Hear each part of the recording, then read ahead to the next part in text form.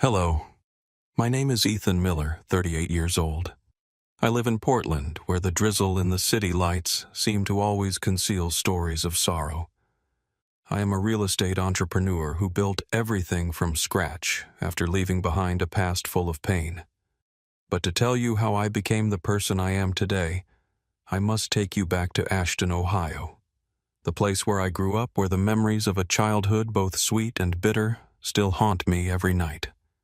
Ashton in the 1990s was a small town with tree-lined streets and cozy wooden houses. My family lived in an old mansion where the walls seemed to be steeped in my mother Grace's laughter and love. My mother was my light, a woman with a gentle smile and hands always ready to embrace me. She taught me how to fold paper cranes, how to watch the sunset, and to believe that this world, though sometimes harsh, is still full of wonders. I remember afternoons sitting with her in the kitchen, filled with the aroma of freshly baked cookies, as she told me fairy tales or sang lullabies that I still know by heart to this day. My father, Henry Miller, was a successful real estate businessman who founded Miller Group. He was often away, but whenever he returned, he always brought small gifts for me. A toy car, a picture book, or simply a strong hug that made me feel like the center of the world. But that light was extinguished when I was 8 years old. My mother was diagnosed with breast cancer, and that cruel disease took her away in just 1 year.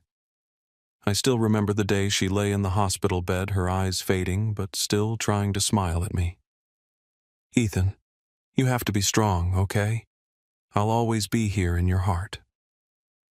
Those were the last words she said to me before closing her eyes forever. My mother's funeral is a hazy memory, as if I was standing there but my mind was drifting elsewhere. I only remember the sound of people crying, the patter of rain on umbrellas, and the emptiness that felt like the whole world had collapsed.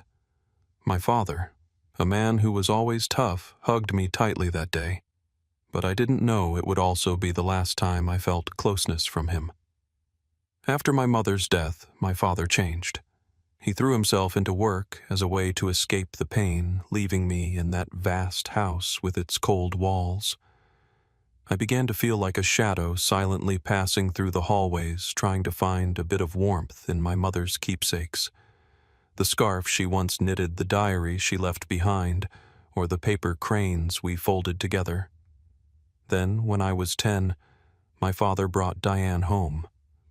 Diane was a tall, slender woman with meticulously styled blonde hair and eyes as sharp as knives. She entered our home with her 2 children, Amy and Mark, like uninvited guests. My father introduced Diane as my new mother. But from the very first moment, I knew she could never replace my mother. Diane brought a strange atmosphere. The house, already gloomy after my mother's death, now felt even more oppressive. She quickly took over every space, from rearranging the living room furniture to deciding the dinner menu. My father, seemingly captivated by her charm, didn't notice that I was gradually being pushed out of the family's center. Amy, 2 years older than me, was a haughty girl with a fake smile. Mark, a year younger, was aggressive and loved picking fights.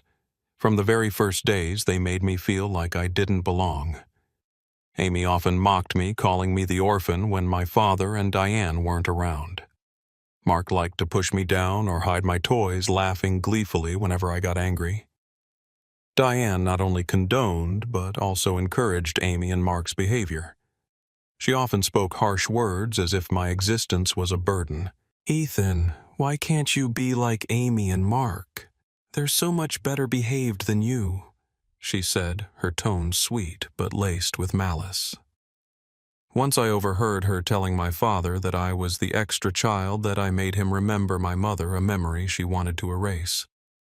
I tried to tell my father what was happening, but he just waved it off, saying I needed to adjust to the new family. "Diane is a good person, Ethan. You need to give her time," he said, his eyes weary. I didn't entirely blame him.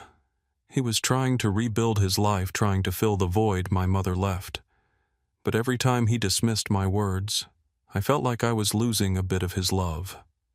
The years that followed were a long chain of pain. At school, I became withdrawn and quiet. My classmates started calling me the weird kid because I often sat alone drawing paper cranes or scribbling in my mother's old notebook. At home, I tried to avoid Diane and her children, but they always found ways to hurt me. Once, when I was 12, Mark tore apart a paper crane that my mother and I had folded together. I lunged at him, tears streaming from anger and pain.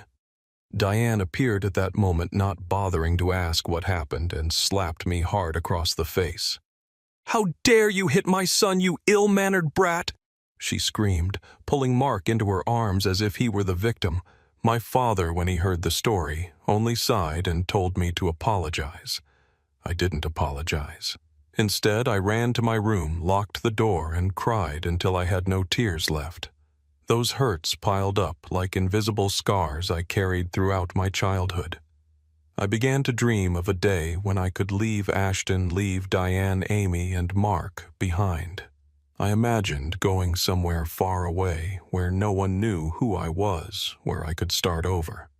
But back then, I was just a 12-year-old boy with no money, no power, only paper cranes and memories of my mother to hold on to. One night when I was 13, I found my mother's diary in an old box under my bed.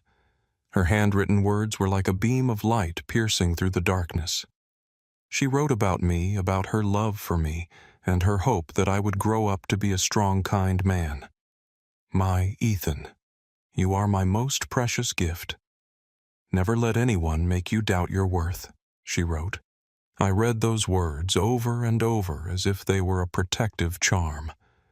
The diary became my refuge where I poured out my anger, my loneliness, and my dreams of freedom. I promised my mother and myself that one day I would leave this place. I wouldn't let Diane or anyone else define me. My final years of middle school passed in silence and endurance. I excelled in school not to please my father or Diane, but because I knew education was my only way out. I spent hours in the library reading everything I could, from my father's business books to my mother's adventure novels. I dreamed of a future where I could stand on my own 2 feet, where I wouldn't have to bow to anyone. When I was 16, my father began talking about me taking over Miller Group.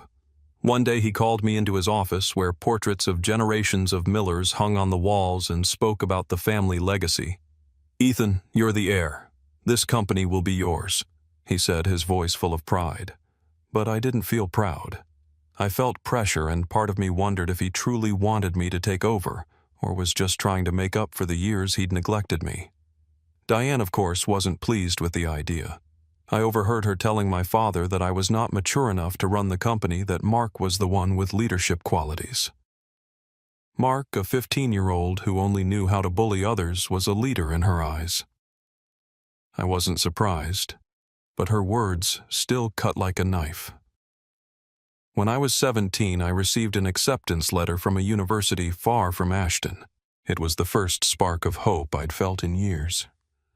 I knew this was my chance to leave the house full of pain to start a new life. I packed my bags, taking my mother's diary, and a few paper cranes, preparing for the journey ahead. The night before I left, I stood in front of the mirror, looking into my own eyes. I was no longer the 12-year-old boy crying over a torn paper crane. I was taller, stronger, but deep inside I still carried the pain of losing my mother, my father's indifference, and the scars left by Diane, Amy, and Mark. I promised myself I wouldn't let the past define my future. I would build a new life, one that my mother would be proud of. And so I left Ashton carrying with me painful memories, but also a fierce determination. I boarded the bus, leaving town early one morning when the mist still blanketed the oak-lined streets. In my backpack, I had only a few clothes, my mother's diary, and the worn-out paper cranes. I didn't look back, unwilling to see the house where I had once felt like a stranger. I was 18, penniless, with no family to rely on. But I had something Diane, Amy, or Mark could never take away: hope. The bus took me to Cleveland, where I would begin my college life at Ohio State University. I chose this school not only for the scholarship, but also because it was far enough from Ashton to let me feel like I could breathe. When the bus stopped at the station, I stood in the middle of an unfamiliar city, gazing at the towering skyscrapers and the bustling crowds.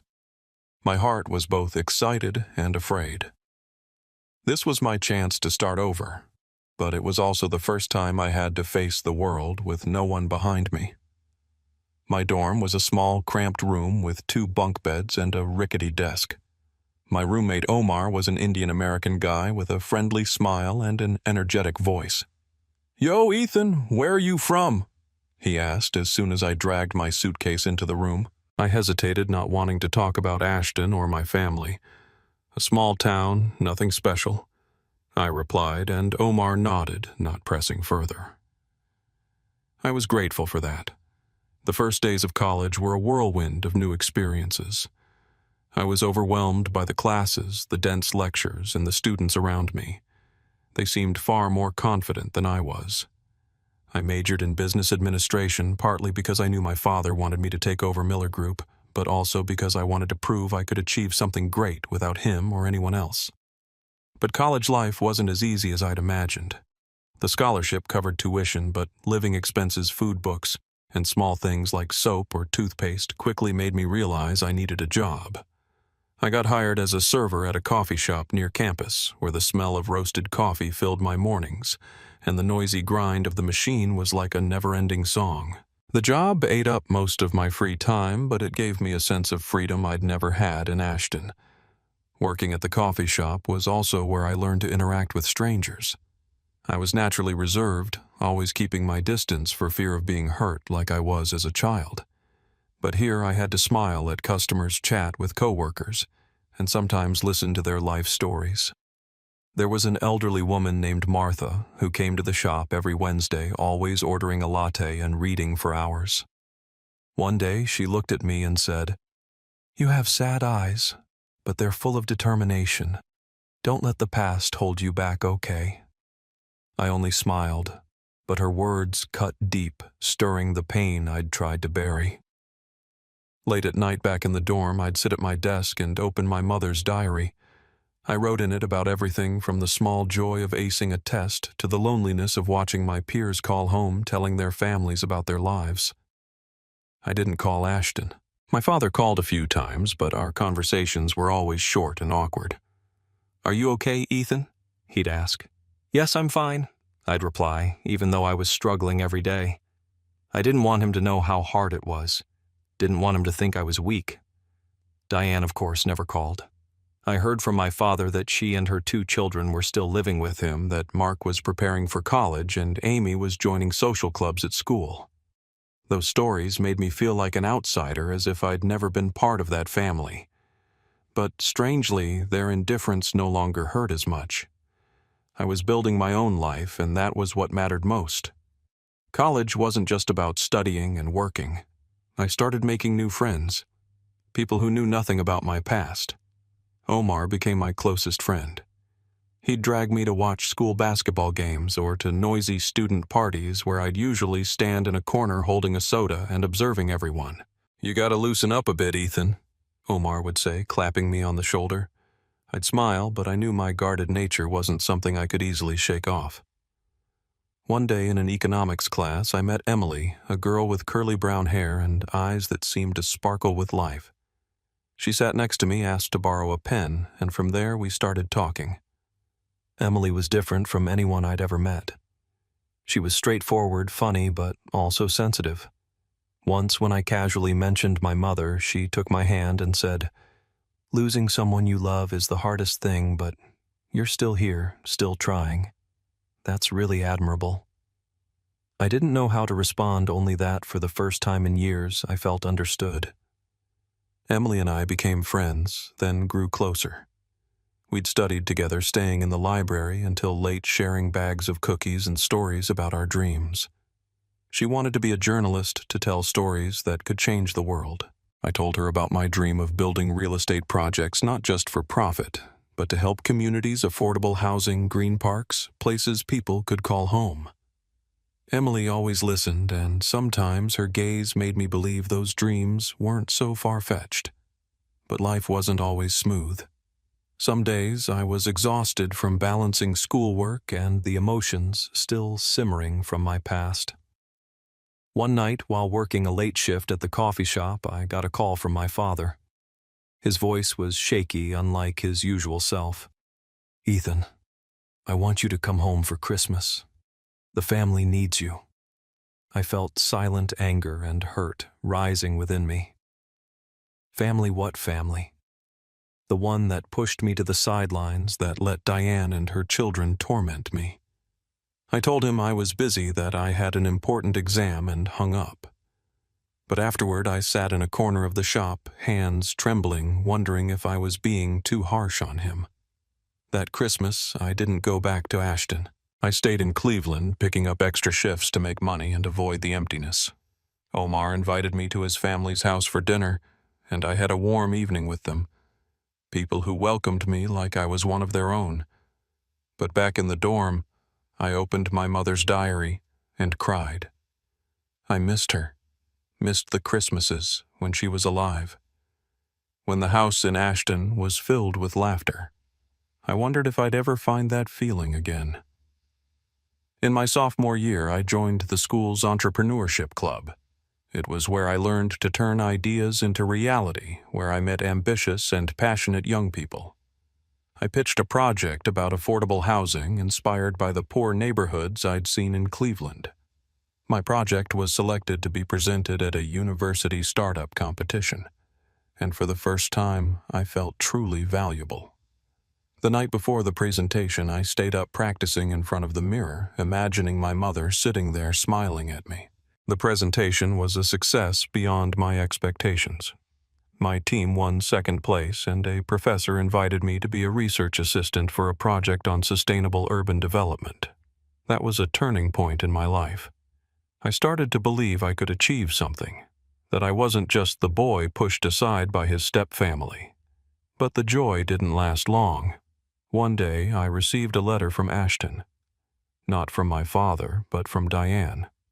The letter was brief cold, informing me that my father wanted me to work at Miller Group after graduation. "Henry believes you have potential, though I'm not so sure," she wrote. I tore the letter apart, angry enough to want to scream. Diane, who never saw me as family, now wanted to control my future. I decided I wouldn't return to Ashton, wouldn't work for Miller Group. I would forge my own path. My final college years passed faster than I expected.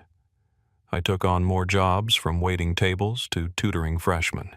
I saved every penny, not out of stinginess, but because I wanted a safety net so I'd never have to depend on anyone. Emily stayed by my side as a friend, a confidant, and sometimes I wondered if I was starting to feel something deeper for her. But I wasn't ready to open my heart. The shadow of my past was still too large. At graduation, I stood in the auditorium watching families applaud their loved ones. My father didn't come. He sent a congratulatory card with a check I never touched. I wasn't angry, not exactly. I was just sad, knowing the distance between us had grown too wide, and I wasn't sure it could be bridged. I left Cleveland with a business administration degree and a big dream. I imagined myself heading to a new city, perhaps Portland or Denver, where I could start my real estate career on my own terms, building affordable housing, sustainable communities, places people could call home. But life, as my mother once said, has a way of forcing us to face the things we try to escape. Just a few weeks after graduation, a call from my father pulled me back to Ashton, the place I swore I'd never return to. It was a rainy afternoon, and I was sitting in my small Cleveland apartment reviewing job offers from a few startups. The phone rang, and my father's voice came through low but heavy with urgency. "Ethan, I need you to come home. Miller Group needs you."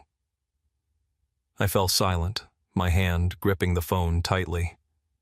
Home was where Diane called me a burden, where Amy and Mark turned me into a joke. But my father's tone left no room for refusal. "This is the family legacy, Ethan. You're the heir." "I'm not getting any younger," he said, and I could hear the exhaustion in his words. I wanted to say no, to scream that I didn't need Miller Group, that I could make it on my own. But a part of me, the part that still craved his approval, wavered. I thought about the times he told me about the company, the portraits hanging in his office, the legacy he and the generations before him had built. I wondered if this was my chance to prove I wasn't the failure Diane always claimed I was. So against every instinct, I agreed. I packed my things, said goodbye to Cleveland, promised Emily I'd keep in touch, and returned to Ashton. As the bus passed the Welcome to Ashton, Ohio sign, my stomach churned. The old house loomed before me, still grand, but as cold as I remembered. Diane stood at the door, her fake smile plastered on. "Ethan, it's been so long," she said, her voice syrupy. I nodded, said nothing, and stepped inside, feeling like a wayward traveler lost in a foreign land. Miller Group was located in the heart of Ashton, a 3-story building with a gleaming glass facade. My father greeted me in his office, giving me a brief, awkward hug. "You've grown so much," he said, his eyes tinged with sadness. I wanted to ask why he didn't come to my graduation, why he let Diane control our family. But I held my tongue. I knew I wasn't here to reopen old wounds, but to work. He introduced me to the staff, calling me the one who will take over the company someday. I saw skeptical looks from a few, especially from Mark, now a 22-year-old with a smug grin. He worked in the project development department, a position I suspected Diane had arranged. Amy, now a stylish 25-year-old, handled public relations. Diane, of course, had no official title but was present at every meeting like a shadow pulling strings from behind the scenes. My job started as a low-level project manager, a way for my father to test me, as he put it. But I quickly realized it was Diane's scheme. She and Mark wanted to keep me under their thumb, easy to control as they maneuvered for power in the company. They assigned me menial tasks, checking paperwork, writing reports, even running errands, as if I were an intern, not the chairman's son. I gritted my teeth and endured, determined to prove I wasn't useless. I spent hours studying the company's projects, reading every document I could find. Miller Group had once been a visionary company building affordable housing and community centers. But under Diane's influence, it had shifted toward luxury projects, high-end condos, shopping malls, things that brought high profits. I saw this as a betrayal of what my father had taught me, a betrayal of Miller Group's lifelong mission. It also went against my dreams. I started pitching ideas in meetings. I talked about building affordable housing using eco-friendly materials and investing in Ashton's forgotten communities. A few veteran employees supported my ideas, but Diane and Mark always shot them down. "Ethan, you're young. You don't understand the market," Mark said condescendingly. Diane would smile and say things like, "Nice idea, but it's not practical. We need to think about profits." My father, who should have backed me, just sat silently, his gaze distant. His silence hurt more than Diane's barbs. I wanted him to speak up to defend me like he did when I was a child. But he didn't. I began to doubt whether he truly wanted me to take over the company or if he'd only called me back out of guilt. Tensions peaked during a meeting about a new project, a luxury resort Mark and Diane were pushing. It required demolishing an old neighborhood where hundreds of families lived. I couldn't stay quiet. I stood up, my voice trembling but firm, and presented an alternative plan. Renovate the neighborhood, build affordable housing, and create jobs for locals. "This isn't just about profit," I said. "It's about our responsibility to the community." The room fell silent. I looked at my father, hoping he'd support me, but he only sighed and said, "Ethan, you're too naive. Mark's project is already approved. We can't change it now." His words cut like a knife. Mark smirked. Diane clapped as if she'd just watched a play. My blood boiled, but I said nothing. I grabbed my files and left the meeting, the door slamming behind me. That night I sat in my old room staring at the paper cranes hanging on the wall. I called Emily, the only person I felt could understand me. I don't belong here, Emily, I said, my voice choking. I tried, but they don't need me. She listened, then said, Ethan, you don't need to prove anything to them. You're you, and that's enough. Her words comforted me, but they couldn't erase the sting of betrayal. I started thinking about leaving Ashton. I didn't want to live in Diane's shadow or work for a company that went against my values, but part of me still wanted to stay to save Miller Group, to reclaim the legacy my father and his ancestors had built. I was torn between loyalty to my father and the desire for freedom. One morning, I went to the office early, hoping to talk to my father alone. I knocked on his door, but there was no answer. I pushed it open and found him slumped over his desk, clutching an old photo of my mother. I froze, unsure what to do. He looked up, his eyes weary. Ethan, he said, his voice trembling. I'm sorry. I haven't been the father you deserved. For the first time in years, I saw my father so vulnerable. I wanted to hug him to say I forgave him, but I couldn't. Too much pain had built up. I only nodded and left the room carrying a mix of hurt and hope. Maybe deep down the father who once loved me was still there. But that hope didn't last. In another meeting, Mark openly criticized me in front of the staff, calling my ideas childish. Diane laughed, and my father stayed silent. I couldn't take it anymore. I stood up, looked straight at my father, and said, If this is how you want to run the company, I don't belong here. I walked out, ignoring the stares following me. That night, I packed my things, resolved to leave Ashton. I didn't know where I'd go, but I knew I couldn't stay. I wrote a letter to my father saying I wasn't angry, but needed to find my own path. I left it on his desk and departed Ashton at dawn, carrying both pain and a sense of liberation. I drove aimlessly, unsure of what I was searching for or where I'd end up. I just kept going, driving, resting, then driving again, as if escaping the past was enough. After nearly a week wandering highways, sleeping in unfamiliar rundown motels, I decided my destination would be Portland. That would be where I'd begin writing my own story. I chose Portland for a simple reason. It was on the other side of the country, as far from Ashton as I could get. I had no clear plan, no connections, no job waiting, just a business administration degree, a few thousand in savings, and a burning dream to build sustainable communities. When I stepped into downtown Portland, I breathed in the salty sea air, mingled with the aroma of coffee from small roadside cafes. This city, with its skyscrapers and sudden rain, seemed to promise a fresh start. The first days in Portland were a challenge. I rented a small, damp room in Rainier Valley where the walls peeled and the sound of car horns echoed through the night. My savings dwindled faster than I expected, and I had to find work immediately. I landed a job as an assistant at a small real estate company called Green Horizon, which focused on affordable housing projects. The work wasn't glamorous. I mostly handled paperwork, answered phones, and ran errands. But it gave me a chance to learn from people genuinely passionate about transforming communities. The company's owner, Harold Christie, was a Nordic man in his 50s. He was tall and sturdy with sharp eyes but a warm, friendly smile. He noticed my hard work and often asked for my input in meetings even though I was just a new employee. Once when I suggested turning an abandoned lot into a community park, he nodded and said, "You've got vision, Ethan. Don't let anyone make you doubt that." His words reminded me of my mother, of the lines in her diary, and I felt a surge of strength rise within me. But life in Portland wasn't always easy.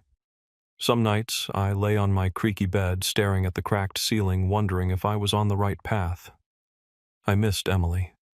Our late-night study sessions in the library, her warm voice. We kept in touch by phone, but the distance and busy schedules made our conversations less frequent. "I'm proud of you, Ethan," she said during one call, "but don't forget to take time for yourself, okay?"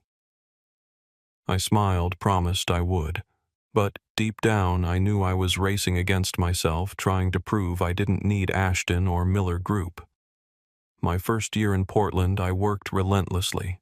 I learned to analyze real estate markets, negotiate with contractors, and collaborate with community organizations. Green Horizon wasn't as big as Miller Group, but here I felt valued. I started working on a major project building affordable housing for low-income families. I spent hours researching designs, sourcing eco-friendly materials, and working with urban planners. When the project was completed, seeing families move into their new homes brought a joy I'd never felt in Ashton. But success didn't come easily. Some days I worked to exhaustion, falling asleep at my desk amid piles of papers. There were times investors rejected me, calling me too idealistic for talking about sustainable development. Once a major investor looked at me and said, "You're young, Ethan. The market doesn't care about dreams, it cares about money." I smiled, but inside I was furious. I didn't want to become someone who chased profits at all costs like Diane and Mark had done with Miller Group. To make ends meet, I took a part-time job at a bar on weekends. The work was grueling with late shifts and drunken patrons, but it taught me patience and how to handle pressure. One night, while wiping down the counter, I overheard a customer talk about his father, a man who'd abandoned his family for work. The story made me think of my father, of the letter I'd left on his desk. I wondered if he'd read it if he thought of me, but I quickly pushed the thought away. I couldn't let the past pull me back. In my second year in Portland, I began to build a reputation. Green Horizon's affordable housing project caught the attention of local media, and my name appeared in an article titled, "Young Man Changing Portland's Landscape." Harold called me into his office, patted my shoulder, and said, "You're doing great, Ethan, but this is just the beginning." He offered me the chance to lead a new, larger project, a complex combining housing, a park, and a community center. I agreed, knowing it would be my biggest challenge yet. After nearly 3 years of tireless work, the complex was finally completed. On the opening day, I stood in the new park watching children play and families laugh together, and I felt tears welling up. I thought of my mother, the paper cranes, her words urging me never to doubt my worth. I had done it not with Miller Group, not with my father's help, but on my own. But life has a way of pulling you back to where you started. One morning, as I prepared for a meeting, my phone rang. An unfamiliar woman's voice introduced herself as a nurse who'd cared for my father in his final days. "Mr. Henry passed away, Mr. Miller," she said, her voice trembling. "I need to meet you. There are things you need to know." My heart seemed to stop. My father was gone. Why hadn't anyone told me, and what secrets was she talking about? I put everything on hold and booked a flight to Ashton. I didn't know what I'd face, but I knew the past, despite my efforts to escape it, was calling me back. I looked out the window, watching rainfall on Portland streets, and told myself that no matter what happened, I wouldn't let anyone destroy what I'd built. The rain fell lightly on Ashton's streets as I set foot in the town after nearly 5 years away. I didn't go to the house, but headed straight to Ashton Memorial, located at the end of Oakwood Street. It was a small building with white walls and frosted glass doors. As I stepped inside, the scent of lilies hit me, mingling with the chill of the air conditioning. I saw a few familiar faces, veteran Miller Group employees, some old neighbors. But no one dared meet my eyes. They whispered, their glances averted as if I were a ghost from the past. Then I saw them, Diane, Amy, and Mark, standing in a corner near my father's casket. Diane, now in her 50s, still maintained her polished appearance with meticulously curled blonde hair and an elegant black dress. Amy, her face heavily made up, was talking to a man I didn't recognize. Mark, taller than I remembered, stood with his arms crossed, his eyes cold and challenging. They didn't notice me at first, but when I approached, all three turned and the room's atmosphere seemed to freeze. "Ethan, what are you doing here?" Diane spoke first, her voice syrupy but sharp with thorns. "What are you doing here?" The way she addressed me as if I were a stranger made my blood boil. I took a deep breath, trying to stay calm. I'm here to say goodbye to my father, I said, my voice steady but firm. I have every right to be here, Diane.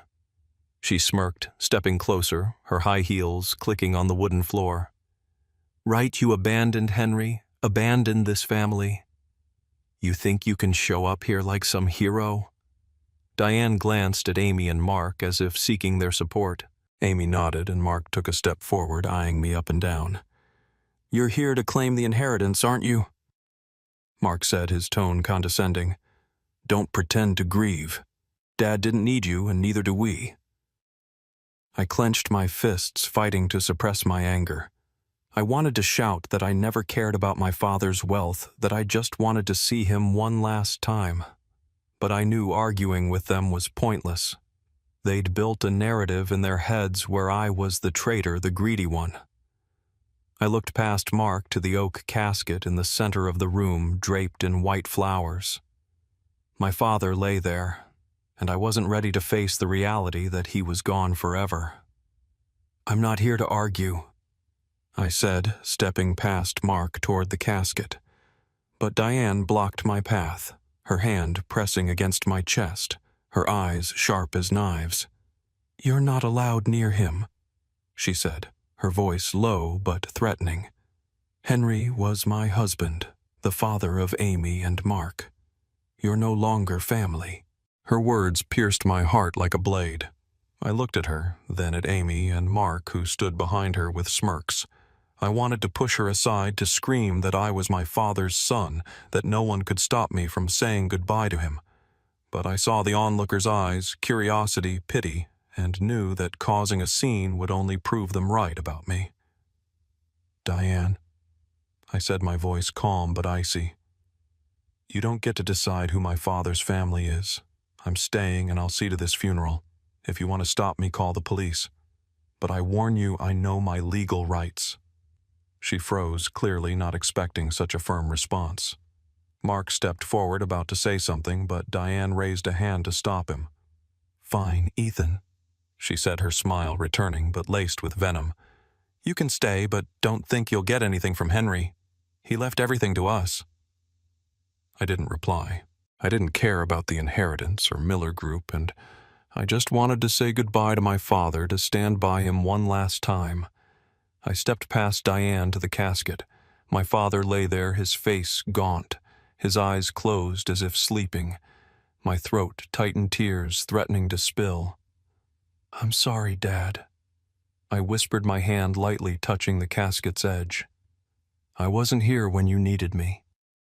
The next few hours passed like a dream. I took charge of the funeral despite the cold stares from Diane and her children. I chose a song my father loved, Amazing Grace, the one my mother used to sing to me. I wrote a short eulogy speaking of memories from my childhood when my father was the man who held me close and shared his dreams with me. I didn't mention Diane or the years of estrangement. I just wanted people to remember my father as I did. But Diane wouldn't let me have peace. Throughout the funeral, Diane whispered to Amy and Mark, pointing at me as if I were an intruder. When I stood to deliver the eulogy, Mark coughed loudly, deliberately disrupting me. A few people turned to look, but I didn't stop. I spoke on, my voice trembling but resolute. And when I finished, I saw a few of Miller Group's old employees nod, their eyes red. They understood. They knew who my father truly was. After the funeral, as people began to leave, Diane pulled me aside. You think you're clever, don't you? She said, her voice low but venomous. You can stand here pretending to grieve, but don't dream of taking anything from Henry. His will is written and your name isn't in it. I looked at her, more exhausted than angry. I don't care about the will, Diane, I said. I came here for my father, not for money. She scoffed as if she didn't believe me, then turned away, pulling Amy and Mark with her. That night I stayed at a small hotel on the outskirts of Ashton. I couldn't bear to sleep in the old house, where every corner stirred memories of painful days. I lay in bed staring at the ceiling, trying to recall my father's face in the casket. I wondered if he knew how hard I'd tried, if he knew I still loved him despite everything. The next morning, as I prepared to leave Ashton, a woman appeared in the hotel lobby. She wore a light green coat, her hair tied high, and her eyes filled with worry. "Mr. Miller," she asked, her voice soft but certain. "I'm the one who called you. I was your father's nurse." My heart pounded. "Who are you?" I asked, trying to stay calm. "And what do you need to tell me about my father?" She glanced around as if afraid someone might overhear, then handed me a thick envelope. "This is what Mr. Henry wanted me to give you," she said. "But you need to be careful. There are people who don't want you to know the truth." I took the envelope, feeling its weight like it carried the world. I wanted to open it right away, but the nurse's anxious look stopped me. "Read it somewhere safe," she said, then turned and vanished into the crowd on Ashton's streets. I returned to my room, locked the door, and opened the envelope. Inside was a handwritten letter from my father along with a notarized will. I read the first lines, and my heart seemed to stop. "Ethan, my son, I'm sorry for everything. I let you endure so much pain. This is the truth I want you to know." My father's trembling handwriting was like a knife, both painful and awakening. His letter was long filled with remorse and secrets he'd kept hidden in his final years. He wrote that after my mother's death, he fell into a deep abyss of grief and Diane appeared as an escape. He thought she'd bring stability to the family, but he was wrong. Diane wasn't the woman I thought she was. He wrote, "She manipulated me, Ethan, and I was too weak to see it." And he revealed that Diane controlled all his communications emails, phone calls, preventing him from reaching out to me or even knowing where I was. She told him I hated him, that I'd cut off contact because I no longer wanted to be his son. I stopped reading, tears blurring the page. I remembered those brief, awkward calls from my father when I was in college, the way he'd ask, "Are you okay?" with a weary voice. I'd thought he didn't care. But now I knew the truth. Diane had built a wall between us. She'd fed him lies, making him believe I was the betrayer. The letter went on to reveal chilling details. My father wrote that Diane and Mark had pressured him to write a will that excluded me from all assets, including his shares in Miller Group. "They made me feel like a failed father," he wrote. "I let them control me, Ethan, but in my final months I tried to make things right. By the time you read this, I may no longer be here, but I've drafted a new will. All my assets, the house, cars, yacht, horse racing track, and my shares in Miller Group. I leave to you to decide their fate.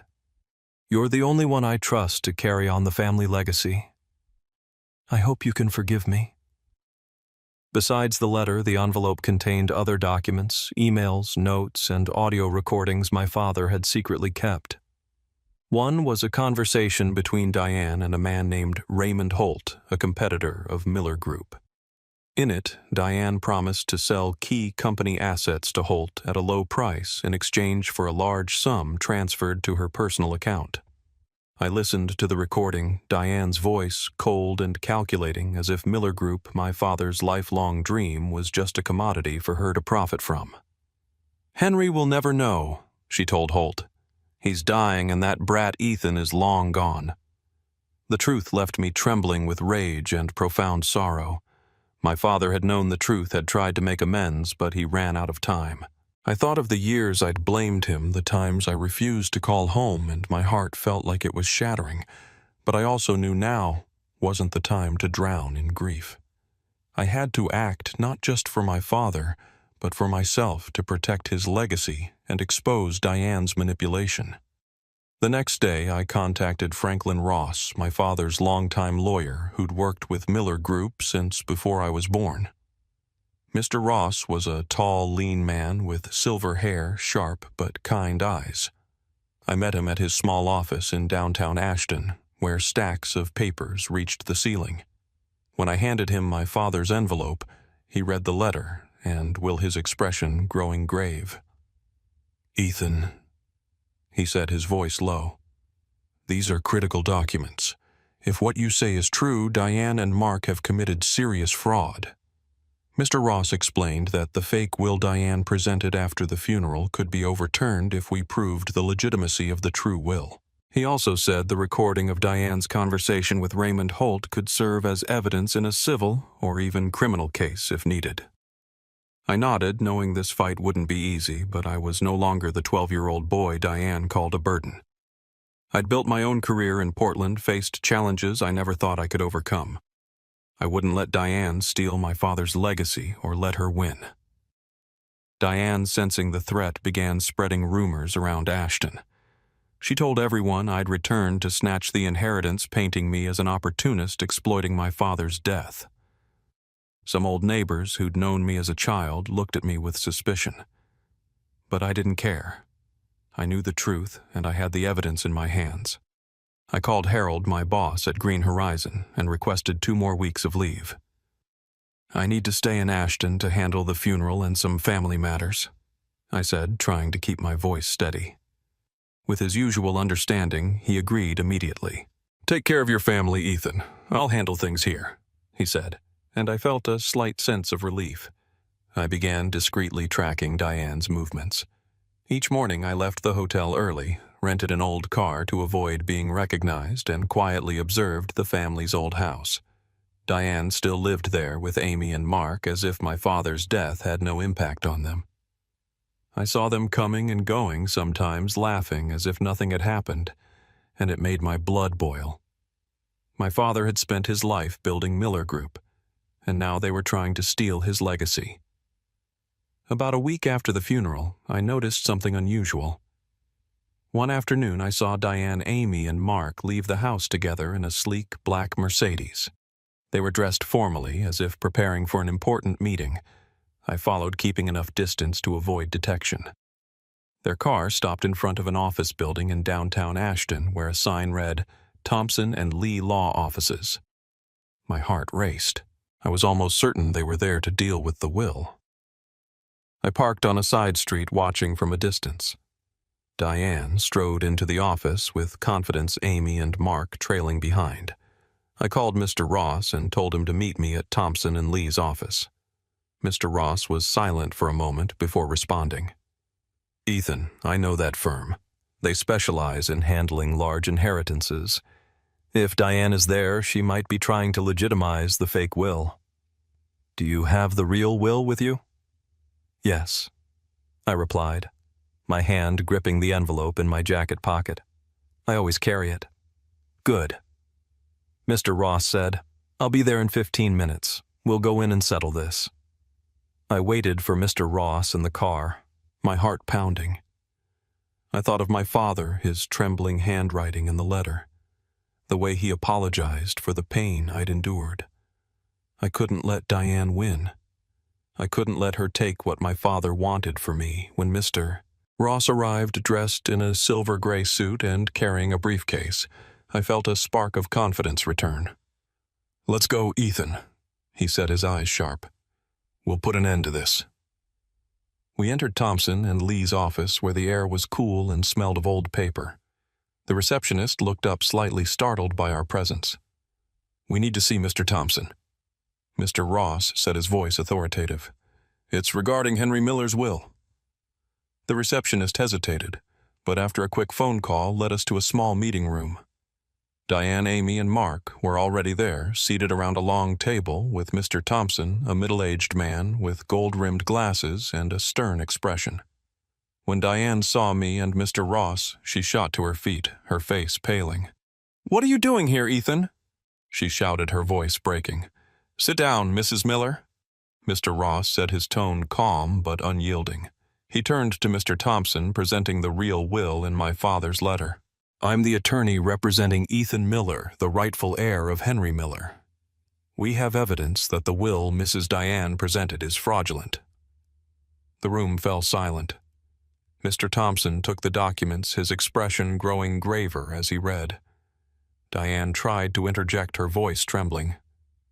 It's fake. Ethan's trying to deceive us all. I stepped forward, locking eyes with Diane.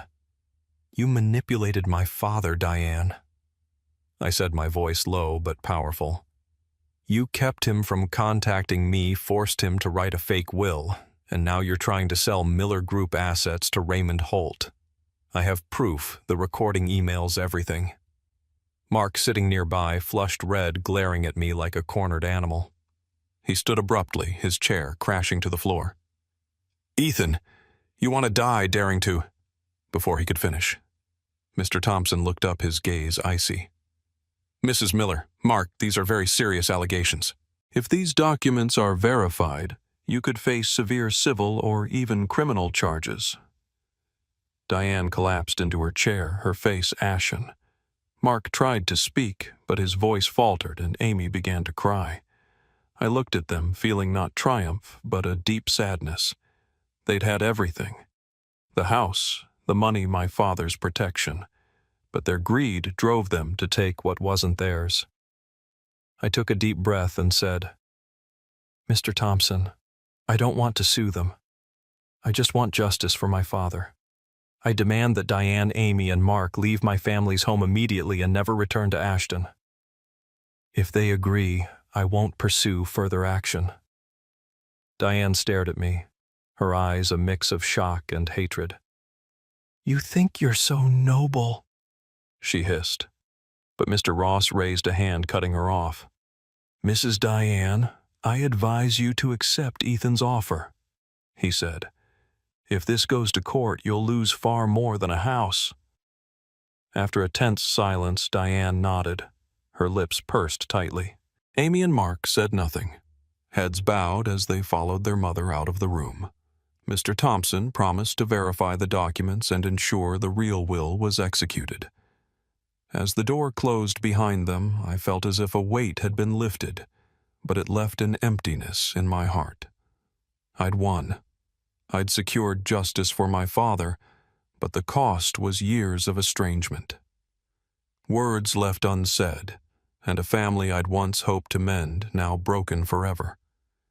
I stayed in Ashton for another week to finalize the matters related to the will. Mr. Ross worked tirelessly, ensuring that all of my father's assets from Miller Group to the family home were legally transferred to me. Diane, as I had demanded, vacated the house the next day. Amy and Mark resigned from the company and left a few days later. I heard they moved to another city, possibly Philadelphia, where Diane had relatives. I didn't care where they went, only hoping they'd never return to Ashton or try to meddle in my life again. The old house was now mine, but I didn't want to live there. It held too many memories, both sweet and painful. I decided to transform it into a community center, a place where Ashton's children could come to learn, play, and dream as my mother had once encouraged me to do. I hired a team to renovate the house, preserving its vintage charm while adding modern spaces. A small library, an art room, and a garden, where I placed a small statue of a paper crane in memory of my mother. Miller Group was a bigger challenge. Under Diane's influence, the company had strayed from my father's original vision. Luxury projects, shady deals with Raymond Holt, and a lack of financial transparency had tarnished its reputation. I knew restoring it wouldn't be easy, but I was determined to do so not just for my father, but for the values I believed in. I returned to Portland to wrap up my work at Green Horizon, but I knew I'd need to spend significant time in Ashton to revive Miller Group. Harold, my respected boss, supported my decision.